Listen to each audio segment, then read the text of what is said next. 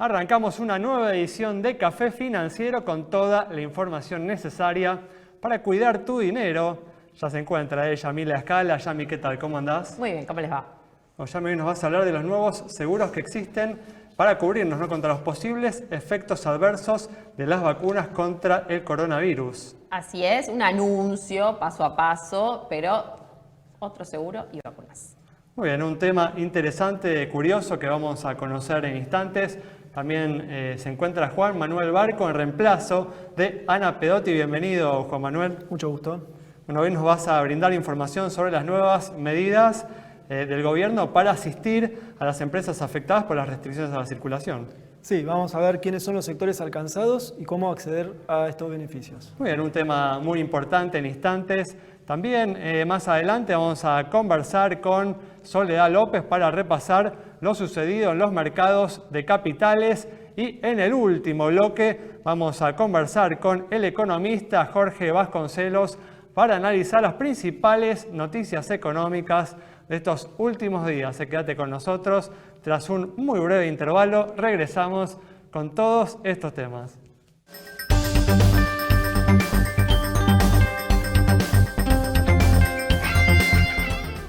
Arrancamos con información de los mercados de capitales internacionales. La inflación en Estados Unidos se ubicó en abril en términos interanuales en el 4,2%, su nivel más alto en los últimos 13 años, desatando una venta de activos financieros por el temor a un golpe de timón de la Reserva Federal que viene llevando, ¿no?, adelante en estas últimas semanas, meses, una política expansiva buscando recuperar, ¿no?, totalmente a la economía norteamericana de los efectos de la pandemia. ¿Es así, Soledad? Hola, ¿cómo estás? Bueno, sí, tal cual lo estás diciendo vos, el dato vino mucho peor de lo esperado. Si bien los mercados un poco se lo esperaban, se anticiparon, venían bajando en los últimos días, sobre todo el Nasdaq, ¿no?, el tecnológico. Pero bueno, tuvimos ahí el dato cuando llegó, enseguida ya desde el pre-market los mercados empezaron a corregir más fuerte. Se pone en duda en un montón de cosas, el tema de la política de la Reserva Federal, qué va a hacer, si va a subir las tasas. No, recordemos, aclaremos, ¿no?, que el dato que generó preocupación en Estados Unidos es un 4,2% anual, muy parecida a la inflación de la Argentina en un mes, ¿no? Tal cual. Bueno, hoy ni bien llegó, lo primero que todos dijimos es, wow, Estados Unidos con ese número es increíble. Para nosotros ya estamos lamentablemente un poquito más acostumbrados a esos números. Pero bueno, nada, digamos, se replantea de acá en adelante qué va a hacer la Fed con la tasa, principalmente. Ahí tienes, bueno, la baja del índice, decía, el tecnológico, y los demás índices igual también acompañaron, ¿eh? Recordemos igual que el mercado de Estados Unidos está en máximos, o sea, el Standard & Poor's en máximos, el Dow Jones también. Es posible una corrección, era esperada si venía mal el dato que los mercados bajen. La verdad... Sí, Sole. Disculpa, lo que quería terminar de mencionar era lo que sí, digamos, el sector, digamos, que hay sectores que pueden estar recuperándose, digamos, después de toda la pandemia, hubo un crecimiento, hubo una emisión de dólares importante, de ahí viene el dato de la inflación tan alto, ¿no? O sea, en un punto no sorprende. Sorprende por ahí el número tan alto, pero que había inflación era esperable. Esto tuvo, ¿no?, un leve impacto en los activos argentinos, ¿no?, en los bonos que cayeron ayer, anteayer, hoy hubo una leve recuperación, ¿no, Sole? Sí, la verdad es que, bueno, Argentina siempre se viene acoplando a lo que pasa en Estados Unidos. Hoy fue llamativo que, digamos, el riesgo país se quedó casi neutro, no se movió, los bonos argentinos también estuvieron en línea. Pero también hay que pensar que Argentina está en paralelo con otro asunto, que es la deuda con el Club de París. A fin de mes vence el préstamo que hay que pagar, que son 2.400 millones de dólares. Está el presidente Alberto Fernández junto con el ministro recorriendo Europa, digamos, intentando renegociar esta deuda, intentando aplazar este vencimiento. Digamos, el vencimiento es a fin de mes y tenemos 60 días de gracia para pagarlo. Pero bueno, digamos, hay que pagarlo o llegar a un acuerdo. el riesgo país y los bonos argentinos están realmente atados al Club de París y el Fondo Monetario Internacional, que es otra deuda que hay que renegociar. Están Muy ligados bien. a eso directamente. Muy bien, y mientras el gobierno intenta resolver este asunto, en la Argentina lanzó nuevas medidas destinadas a asistir a las empresas afectadas por las restricciones a la circulación destinadas a enfrentar la segunda ola del COVID-19. ¿Qué novedades tenemos en este aspecto, Juan? Sí, desde que volvieron las restricciones, el gobierno empezó a tomar medidas y últimamente oficializó la exhibición de contribuciones patronales a las empresas de sectores críticos afectadas por la pandemia. ¿Quiénes son los sectores críticos? Hablamos de gastronomía, turismo, hotelería, justamente los sectores que están limitados por las restricciones a la circulación y por el toque de queda. Estos beneficios van a empezar a funcionar desde el 1 de mayo hasta el 31 de diciembre. Los requisitos para anotarse son ingresar al programa Repro2 y cumplir una serie de condiciones, entre ellas tener una caída de la facturación real del 20% respecto de 2019. ¿Cómo funciona? El beneficio Claro. se va a ir renovando mes a mes en función del Repro2, un subsidio que el gobierno puso en marcha para reemplazar a los ATP. A partir de hoy se va a empezar a pagar además el Repro2. Esto viene con un aumento de hasta 18.000 pesos por empleado. Con las dos medidas, es decir, la exención fiscal y el acceso al subsidio Repro2, entonces los bares, confiterías, restaurantes pueden llegar a obtener hasta 25.000 pesos por trabajador, casi la mitad del salario mínimo del sector gastronómico. Bueno, un tema entonces importante para todas estas empresas que se han visto afectadas por las restricciones que se aplicaron en las últimas semanas. Y el plan de vacunación viene avanzando, todas las semanas llegan nuevos cargamentos de vacunas, pero persiste la preocupación sobre los efectos adversos que pueden tener estas vacunas a aquellos que se las aplican. Ahora existen, ¿no, Yami, nuevos seguros que nos permitan protegernos contra este riesgo? Bueno, a ver. En materia de vacunación 2021, sin lugar a dudas va a ser histórico. Se habla de 2.000 millones de dosis solo a través del Fondo de Acceso COVAX, sí, que lo que pretende a nivel mundial es acelerar la producción y el desarrollo de estas vacunas. Lo que se anunció a través de la aseguradora Chubb y el broker Marsh es que se va a estar haciendo una colaboración de unos 150 millones de dólares con este fondo, ¿sí? Para que de esa manera exista la posibilidad de que personas elegibles de 92 países y economías de bajos ingresos puedan tener una compensación en caso de padecer determinados efectos adversos, ¿sí? Vinculados a estas vacunas.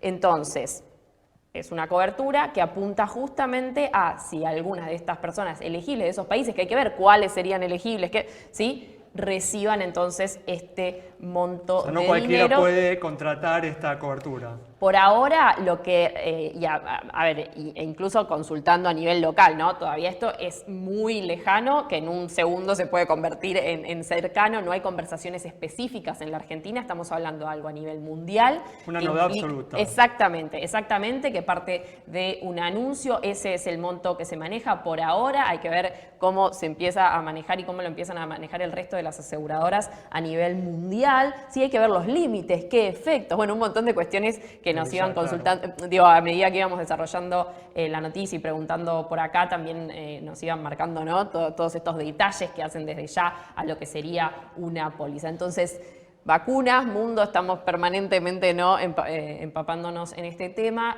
En principio, efectos adversos, y por este lado vendría la cuestión.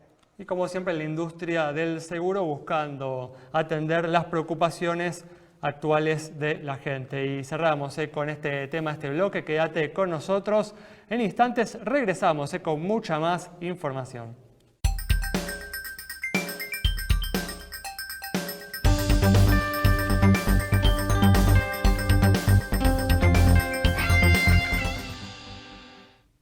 Abrimos este segundo bloque y en los últimos días se conoció una estafa que sufrió un jubilado cuya cuenta fue utilizada por ciberdelincuentes para tomar un crédito a su nombre y girar los fondos a otras cuentas.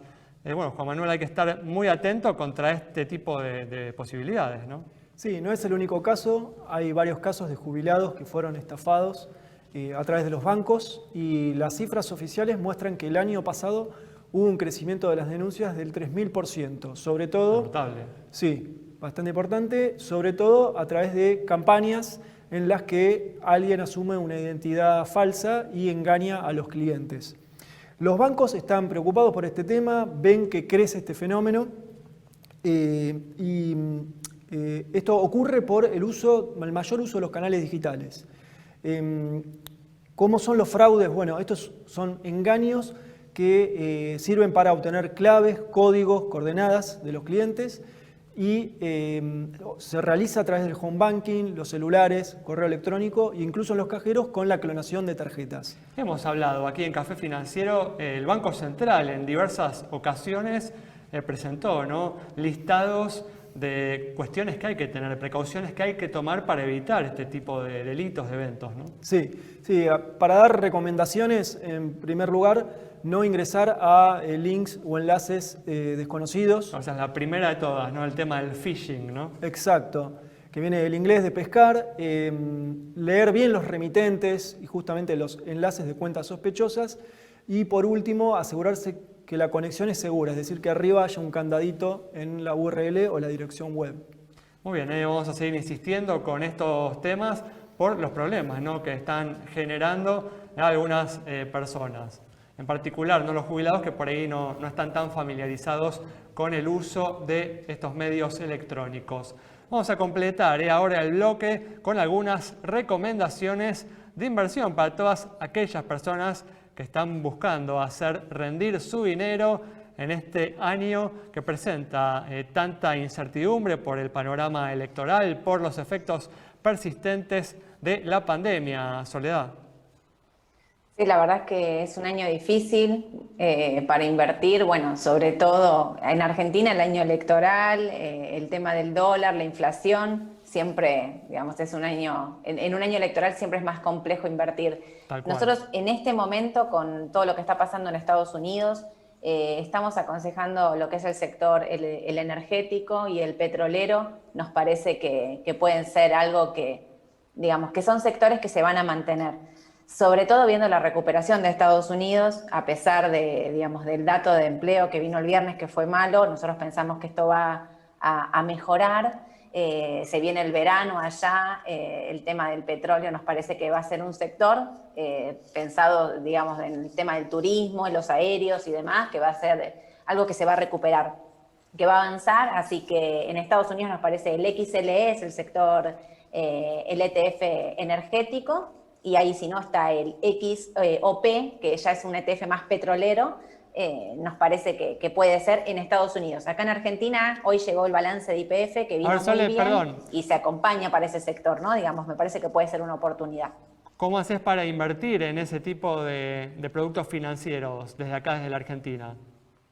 Acá nosotros desde Raba, haciendo la apertura de cuenta directamente en nuestra página, que es online, convertimos los fondos y operamos directamente en los mercados de Estados Unidos. Siempre desde la misma cuenta acá en Raba, hablando con nuestros asesores, con nosotros directamente desde la misma página. Es sencillo, la verdad es que hoy en día, digamos, el tema de la globalización hace también que podamos invertir en distintos mercados desde la misma cuenta comitente de acá en Argentina, lo que es práctico, no tener que estar abriendo una cuenta en Estados Unidos, ni tener que estar moviendo fondos a otro lado que por ahí uno desconoce. Bueno, digamos, tenemos esa posibilidad de hacerlo desde la misma comitente. ¿Y esta alternativa es para un inversor conservador también o es para un inversor que tiene cierta inclinación por el riesgo, Solé? Y yo creo que algo de riesgo tienes que tener para, digamos, para invertir en estos activos. El conservador en este momento, donde las tasas pueden subir y demás, tendría que ir a un commodity tipo el oro, el GLD. Sería un pensar de, bueno, me quedo en este activo hasta esperar que se acomoden las tasas, ver qué hace la Reserva Federal, si las compañías, las tecnológicas bajan, y a la espera de ver cómo se desenvuelve el mercado de Estados Unidos. Muy bien, clarísimo, Soledad, muchas gracias. Cerramos entonces este bloque con las recomendaciones de Soledad López. Quédate con nosotros. Al regreso vamos a estar dialogando con el economista Jorge Vasconcelos.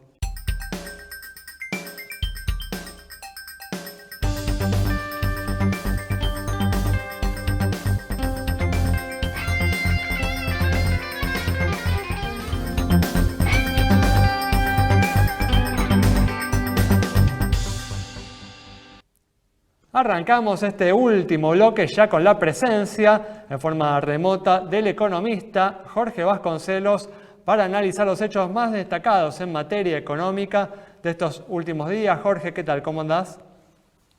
¿Cómo están? ¿Qué tal? Buenas tardes. Muchas gracias por atendernos, Jorge.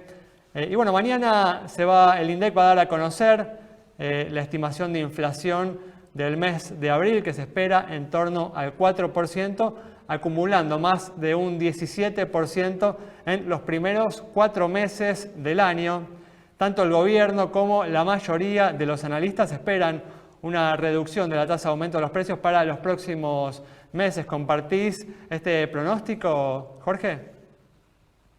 Sí, o sea, en abril estaríamos en el 7º mes consecutivo en el andarivel del 4%, centésimas más, centésimas menos. Lo que a mí no me sorprende que la inflación esté en ese andarivel. Lo que sí me preocupa es el enorme desfasaje que se está produciendo entre los precios libres y los precios regulados, porque estamos en una relación de 3-1, 4-1, entre lo que suben los precios libres y lo que suben los precios sujetos a distintas regulaciones.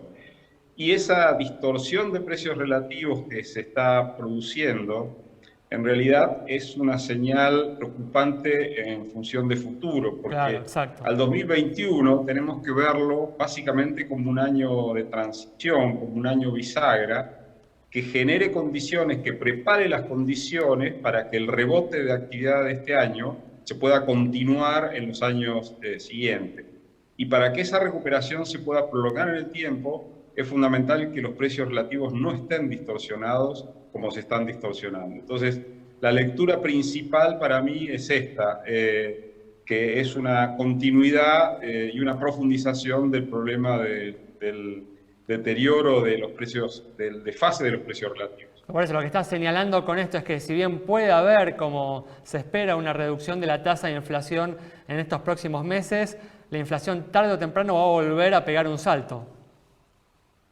Claro, claro. Y además, si uno piensa en la necesidad de que esta recuperación de este año se continúe en los años siguientes, porque no hay que olvidar que hoy la tasa de desempleo bien medida está en el 15%, o sea, necesitamos desesperadamente no solo rebotar este año, sino seguir recuperando actividad en los años subsiguientes. Dado ese contexto, el tema de que los precios relativos se desacomoden en 2021 es una traba, un lastre, una dificultad para que la recuperación se pueda continuar en 2022, porque en 2022 tendríamos que volver a hacer ajustes, y esos ajustes obviamente al afectar el poder adquisitivo de los salarios complican el consumo y complican la continuidad de la recuperación. Por eso insisto tanto en este punto. Claro. Jorge, ¿y cuál es la forma o cuál podría ser una salida para evitar esa distorsión? Bueno, en realidad Guzmán creía tener esa receta, pero se insubordinó a un subsecretario de Energía y se produjo una crisis política en el gobierno de la cual todavía no se salió. Yo creo que la cuestión principal acá no es la discusión de las tarifas o los subsidios a las tarifas, sino cómo nos imaginamos para los próximos años. El tema de las tarifas no es solo relevante por la cuestión de la distorsión de precios relativos, sino también por la negociación con el Fondo Monetario Internacional. Y un escenario sin Fondo Monetario Internacional en los próximos años sería un escenario de cepos todavía más duros, de restricciones más duras, con lo cual la capacidad de la economía para seguirse recuperando va a estar cuestionada. Entonces, el tema de las tarifas se inscribe en esta cuestión. Necesitamos recuperar el crédito internacional, para recuperar el crédito internacional necesitamos mejorar las cuentas fiscales. Y además los argumentos que el gobierno intenta exhibir frente a los técnicos del fondo, al Club de París, en cierto modo no están convalidados los argumentos de una situación desesperante, etc. La soja por encima de los $600 es un elemento ambivalente para el gobierno, es una ayuda, entran más dólares, se recauda más, pero también nuestros acreedores están viendo esto. O sea, el año pasado, por retenciones, se recaudaron 5.500 millones de dólares aproximadamente. Y este año se van a recaudar 8.500 mil millones de dólares. Un aumento muy importante. Claro, tenemos una mejora de recaudación de 3.000 millones de dólares solo por retenciones. Entonces, ¿a qué destinamos esa mejora? Tu análisis, Jorge, es que eso pone de repente algunas condiciones a la hora de renegociar.